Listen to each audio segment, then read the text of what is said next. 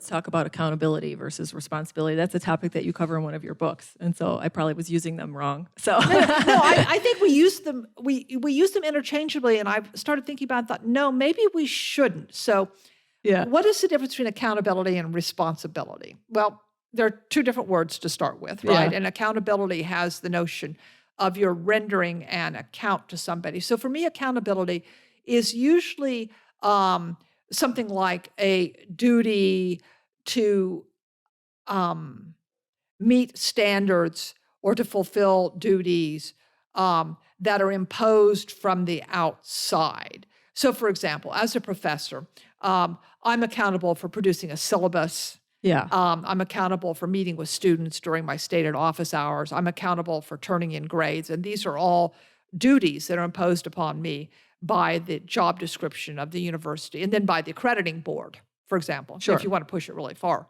back.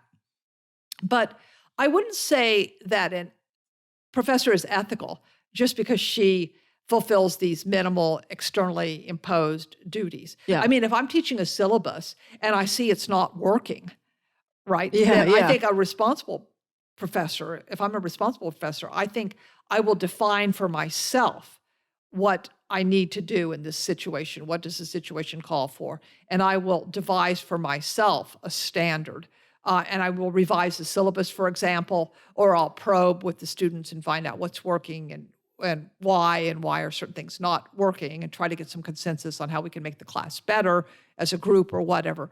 So I think responsibility is a kind of fulfillment of your freedom to define yourself. I mean, if you want to think about it a different way, in a certain kind of way, accountability gives you a self already defined because the legal system is the source of accountability, not me. Right. And I don't even consent to that. If I'm born or operating in the United States, I'm already accountable to the U.S. legal system in a lot of ways. If I join a bank or if I join a university, there also are a whole host of rules and duties that I become accountable to, but I have had no role in formulating. Yeah. But responsibility seems to me to be something that operates a bit more at the individual level, where I have some freedom to say, whoa, that's not the kind of person I want to be. I think that what I need to do here to be the human being that I want to be, to live a fulfilled life, is to do the following. And Socrates is, for me, always the example of someone who led a really responsible life. So Yeah. even though he was being told that he legally had to make an arrest that he thought was immoral, and he refused to do it, and even though the state held him to account by having him drink the hemlock, there's a way in which he held himself responsible to his own self-definition. Yeah. And I think that's what we remember him. That's the part that's really compelling.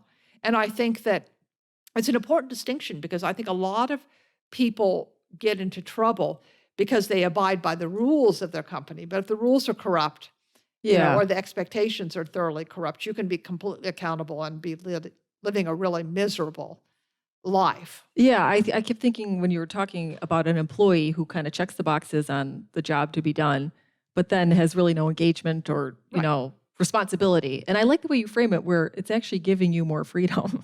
Right. In that way, instead of like something I have to do or should do, it's actually giving you more freedom and to be more self-actualized and live a better life and be more fulfilled. Right. Yeah, and it gives you, with that freedom comes the possibility of really pursuing substantive goals. Another distinction I draw in my new book on accountability versus responsibility is that accountability is largely kind of a formal operation. Here are the rules. The connection is not necessarily made to a good life or a fulfilled life or a happy life. While with responsibility, people are oftentimes saying, oh, I have to do X because if I don't, I can never live with myself. Or I want to do Y because I think I'll be a better teacher and the student will learn more if I do Y. So you're now with responsibility in a world with more substantive goals that you've given yourself rather than just a world of formal requirements, or in your language, a world of ticky boxes. Yeah.